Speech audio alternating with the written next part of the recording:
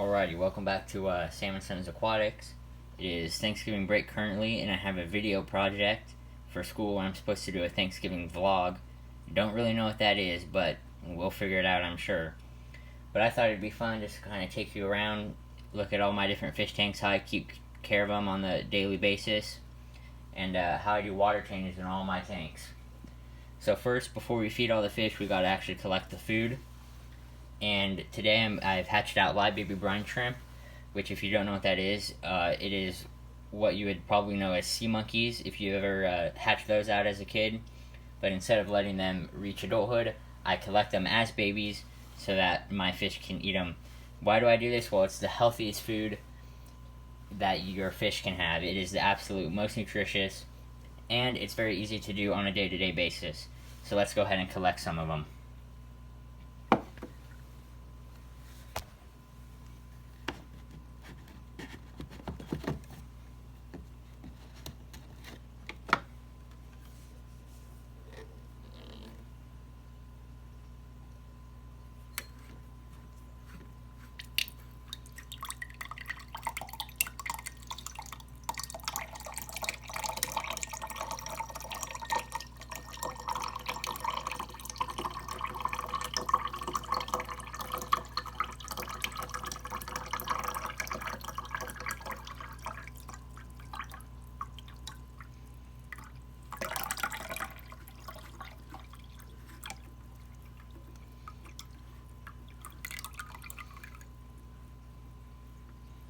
Look at that, I almost overflowed it. That is not good. This stuff starts to rot, you are in a world of hurt, man. Alrighty, so here's the first tank we got. This is just a simple 10-gallon. We got some Endless Live Bears rocking in here. If you're wondering about filtration, we got a sponge filter hooked up. You'll see almost all my tanks are run on air or sponge filters. It's just ease of maintenance, and it is the most affordable option. Also, you'll notice in this tank we got tons of Vallisneria. It is one of the only plants that grows well for me in this water, which is very hard and pretty alkaline. But as you can see, it grows very well. And you're probably wondering how I'm able to sustain so many fish in one, such a small tank, and two, with such a small sponge filter. Well, it all comes down to the plants, because the plants are able to take ammonia, nitrite, and nitrates directly out of the water column and use them as food and nutrients for themselves. So that's why I always recommend people have live plants in their aquariums if possible. Alright, let's go ahead and give these guys some baby brine shrimp.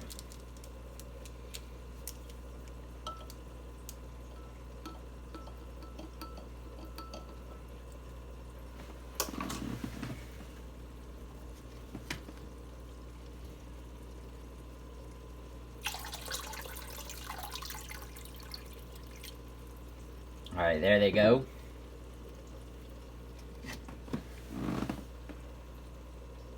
I put a whole bunch in there because there's a lot of babies in there. Now you're probably wondering, this tank is cool and all, but watch, you haven't even seen the best part yet. Let me just go up and pull this light forward. And just like that, I mean, this is one of the coolest tanks you're ever going to see, in my opinion. Sometimes I'll sit here and watch these guys eat for 5, 10, maybe an hour, 2 hours or so. I mean, truly, they never get boring.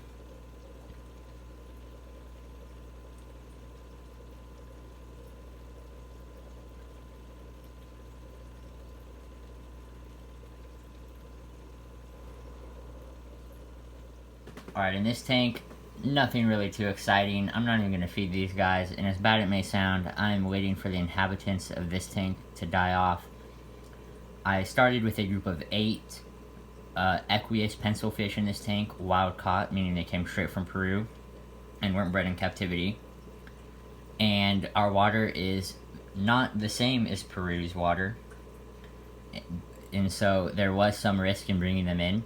Unfortunately, 6 of them have died off, and they really are a schooling or shoaling fish, so you want to have groups of at least 6 or more, and I only got 2 in here. So I'm waiting for them to die off, and we'll see what happens. I do have some plans with this tank. I want to get a pair of cribensis. I don't want any of the common cribs, though. I'm looking for something more exotic, like maybe the giant crib, or something along those lines. These fish are actually really hard to spot. See if I can find one for you. Oh look, there's one right there through the plants. Probably not even able to see him, but whatever, we'll make it do work. Alright, that's all for that tank. Let's look. Alright, here we have another 10-gallon chock full of Vallisneria, and in this tank we have some green fire tetras, which are a little more of an uncommon tetra. You're not going to walk into Petco and see them. Now these guys are also wild caught, and as you can see, these guys are doing just fine. And a lot of people would tell you, oh my gosh, you have a 7.8 pH and your water is practically liquid rock. You could never keep wild caught tetras in your water. They're just going to die. Well, I'm here to tell you that is not correct. Fish are very adaptable. These guys probably came out of the wild at a pH of around neutral, that being 7.0, and they have adapted to my pH of 7.8 just fine, no problem. Alright, let's go ahead and feed these guys some baby brine shrimp.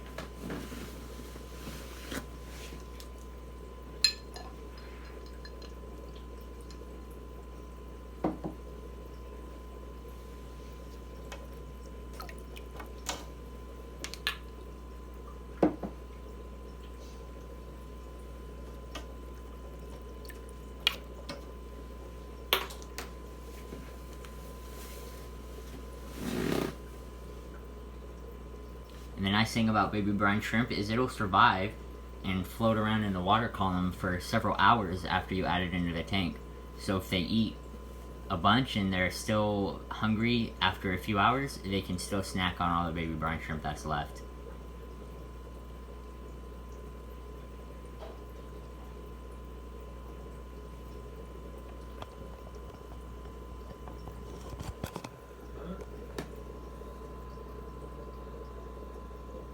You can see they're munching away there.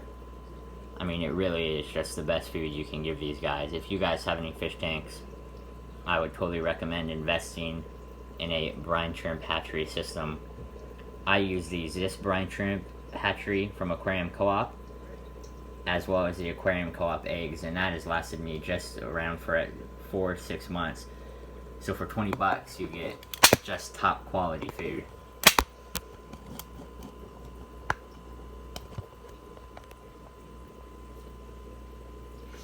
Alright, let's move on to the next tank here.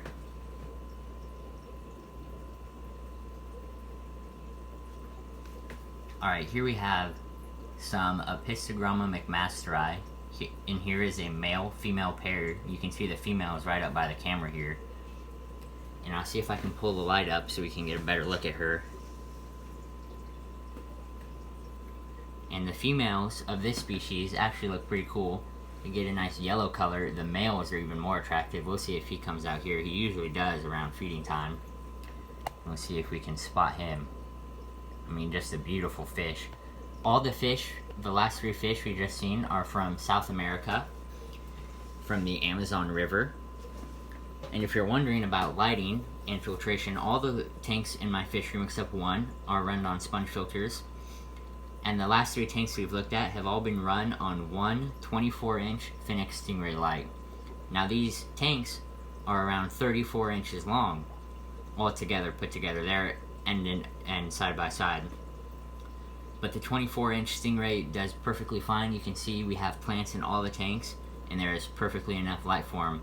Oh look, here comes the male out. Oh, he's darting away, but you can see him. He's much bigger than the female. And there you go. Since we're probably not going to be able to see him, I'll pop a picture up of what he looks like when he's full grown. These are just juveniles. And if you're wondering, all the fish shown here were purchased from the Wet Spot Tropical Fish down in Portland, Oregon. I had them shipped in to me. They just have the greatest selection of fish ever. And great customer service. Alright, let's see if we can get the male to come out.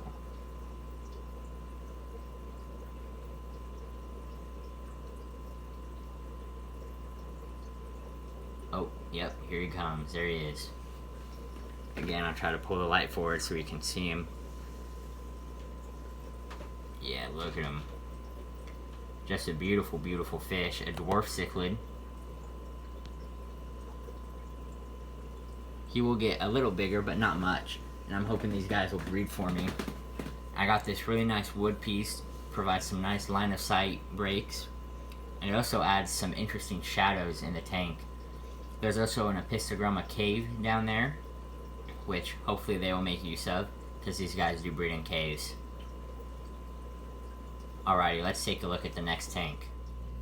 Alright, unfortunately my tripod doesn't get this low, so we're going to be hand filming these next parts, so the camera will probably be a little shaky, but we'll make do. Now these guys are some of my favorite fish. These are called Julidochromis, more specifically Julidochromis mallory. They are a Lake Tanganyikan rock dweller. If you don't know where Lake Tanganyika it's the second largest lake from East Africa. I do have another Lake Tanganyikan tank, which we'll see right after this one. These guys are super cool, super beautiful, and one of my favorite fish I have. They're just so inquisitive. Now, Lake Tanganyikan fish do really well in our water. The East African lakes all have pHs upwards of 8.2, and mine here in Visalia, and this is just my house, your house might be a little different, it has a pH of 7.8. So they do fantastically in this water. No breeding activity yet, but I am going to provide some Apistogramma caves to see if that'll get the spark going, if you know what I'm saying.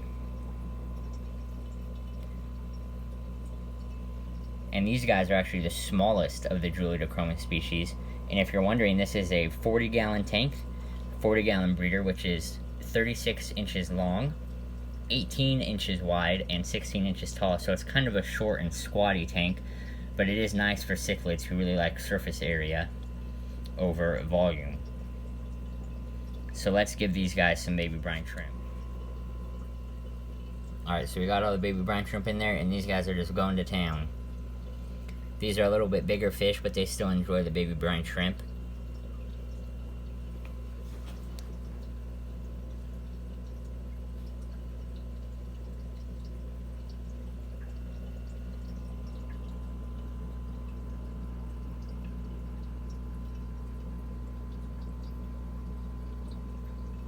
And they'll probably eat on this for the next 4, 5, 6 hours until they've had their fill. And the nice thing about baby brine shrimp is it's really nutritious, and it's also very small, so it doesn't foul up the water very quickly, like you would see with maybe some other pelleted food where overfeeding can really be an issue.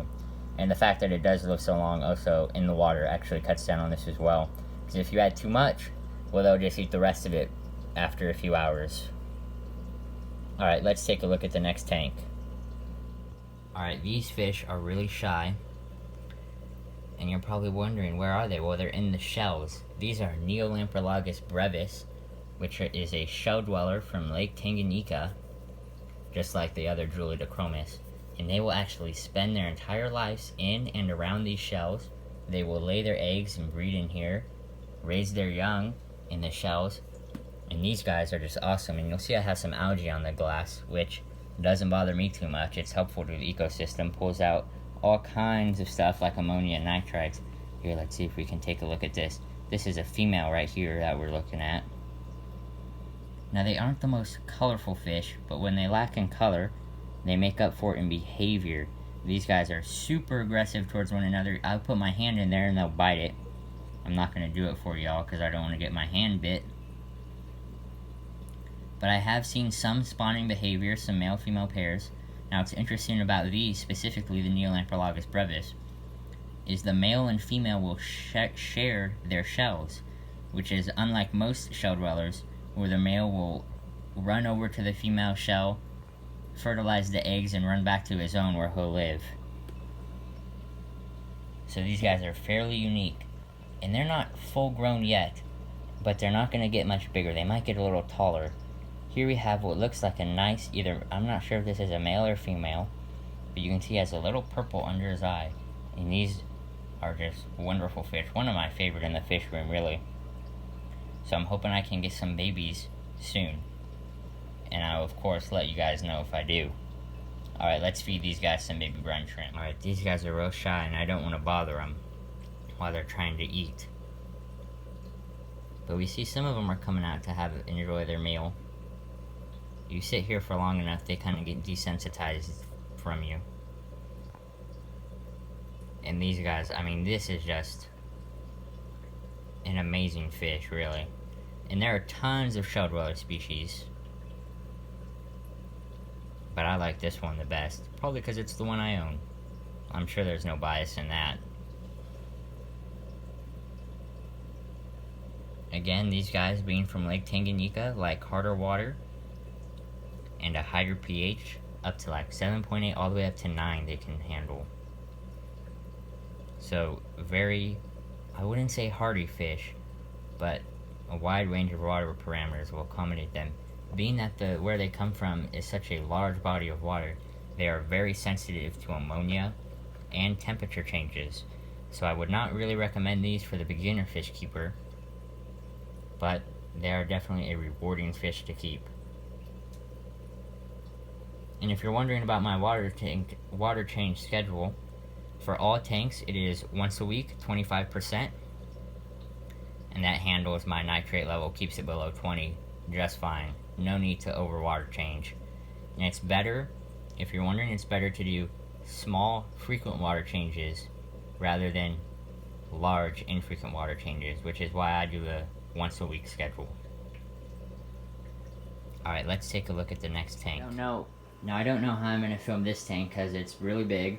This is the biggest tank I have. It is a 125 gallon, which means it is 6 feet long, 18 inches wide, and 2 feet tall.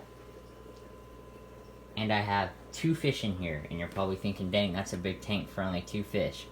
But these 2 fish are going to get big, upwards of 14 inches.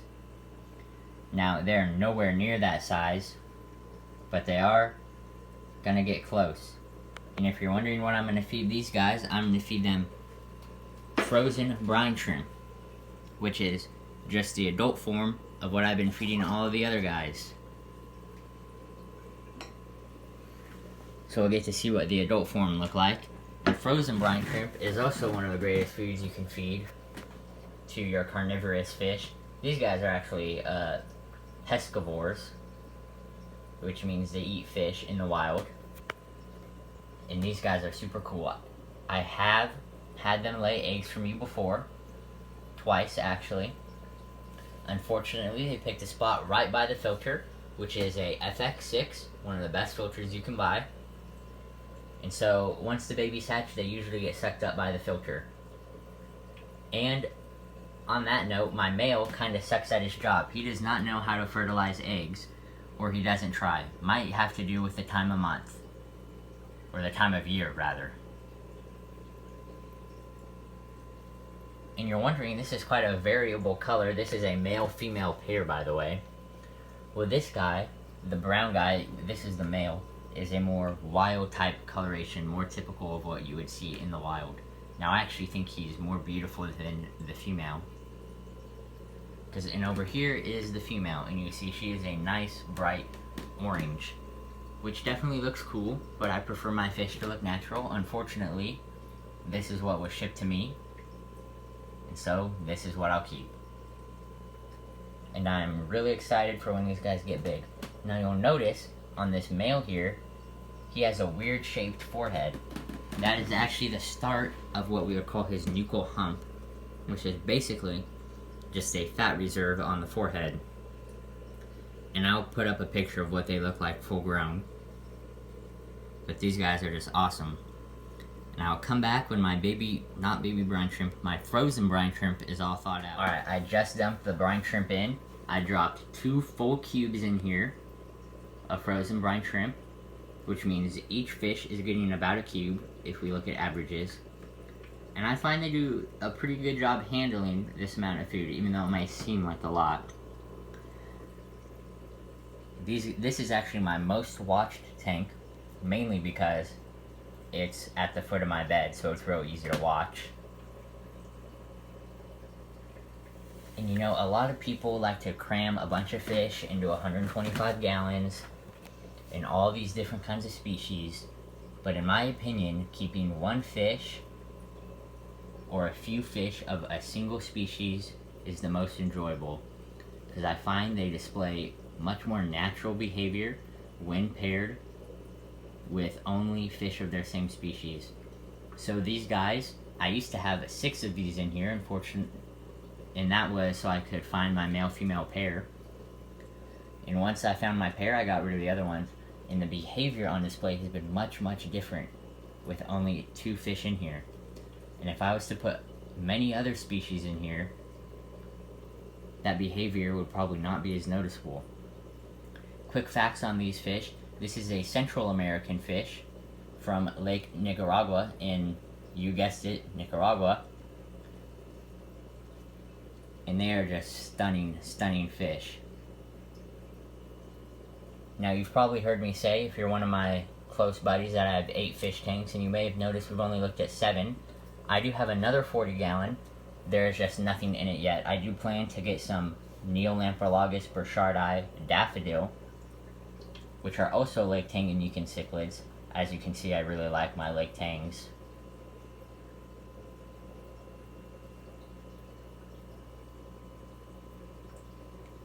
And if we can zoom up close, we'll notice this guy's stomach is much bigger than when we started. And you're probably thinking, oh no, you overfed him. Well, I'll tell you, there's only a few fish where overeating is an issue. Overfeeding, on the other hand, is much different. Now, what's the difference? Overeating, well, that doesn't exist.